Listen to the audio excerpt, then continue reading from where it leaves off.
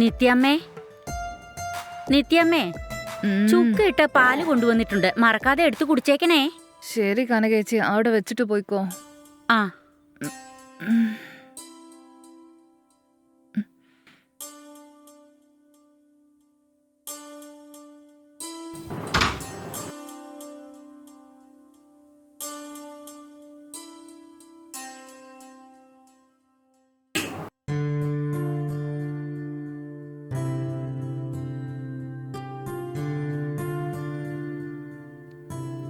സാറേ, സാറേ,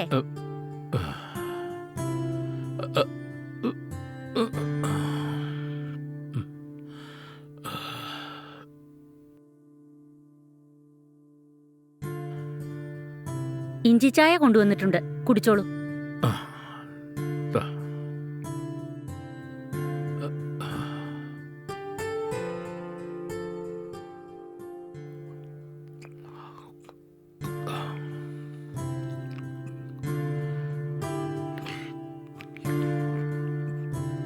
കനകേ, നിത്യമോൾ എഴുന്നേറ്റോ? ഇല്ല സാറേ, പതിവ് പോലെ ഉറങ്ങാണ്.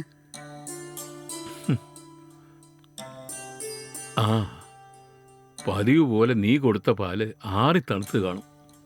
സാരമില്ല സാറേ, അവര് ചെറിയ കുഞ്ഞല്ലേ, അവർക്ക് എപ്പോ തോന്നുന്നോ അപ്പൊ എഴുന്നേറ്റോട്ടെ. അതെ, ചെറിയ കുഞ്ഞാന്ന് നീ കരുതുന്നു, പക്ഷെ വയസ്സ് 30. രാവിലെ എഴുന്നേൽക്കുന്നില്ല, ഉച്ചയ്ക്ക് ജോലിയൊന്നും ചെയ്യുന്നില്ല. ഇങ്ങനെ ചെറിയ കുഞ്ഞിനെ പോലെ പെരുമാറിയാൽ എങ്ങനാ?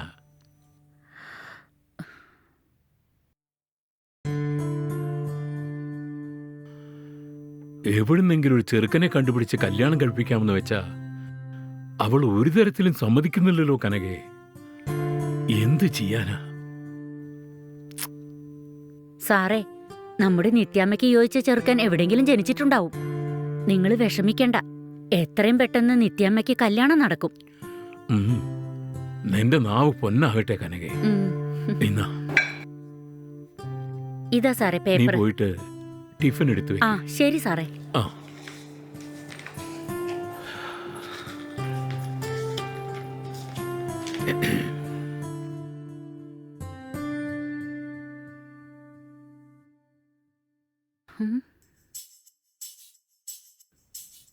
നിത്യാമ്മേ, പാല് ഇതുവരെ കുടിച്ചില്ലല്ലോ.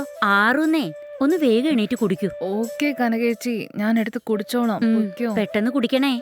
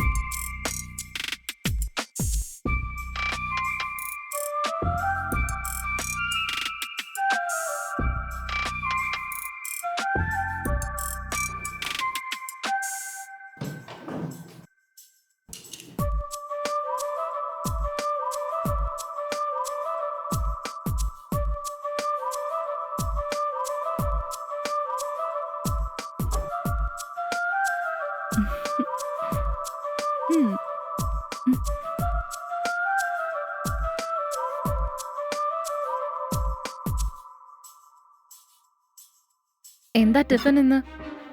ഇഡ്ഡലി, പിന്നെ നിങ്ങൾക്ക് ഇഷ്ടപ്പെട്ട സാമ്പാർ, ഒപ്പം തേങ്ങാ ചമ്മന്തി ഉണ്ട്. ഓക്കെ, കുറച്ച് മതിയേ? മതി.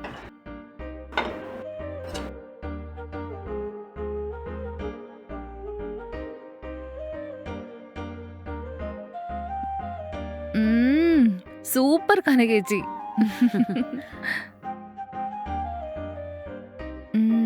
ഡാഡി എവിടെ?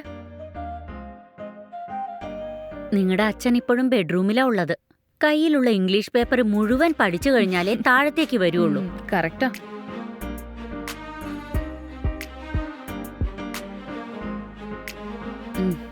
നിറയെ കഴിക്കണേ. ആ ഉം.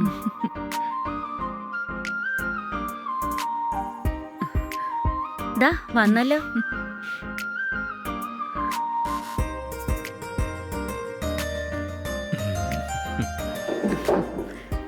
ഇരിക്കൂ.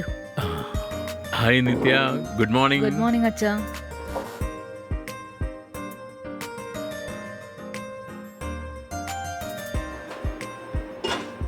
അടിപൊളിയായിരിക്കുന്നു. അങ്ങനെയോ? അച്ഛനൊന്ന് കഴിച്ചു നോക്ക്. കഴിച്ചിട്ട് നോക്കാം. ഉം. കനകയുടെ പാചകത്തെ പറ്റി പറയണോ?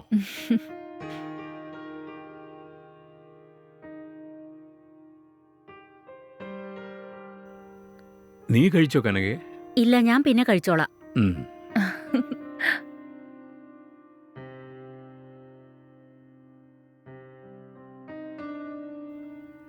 കുറച്ചുകൂടെ സാമ്പാർ ഒഴിക്കട്ടെ മോളെ? ആഹാ, എനിക്കിത് മതി.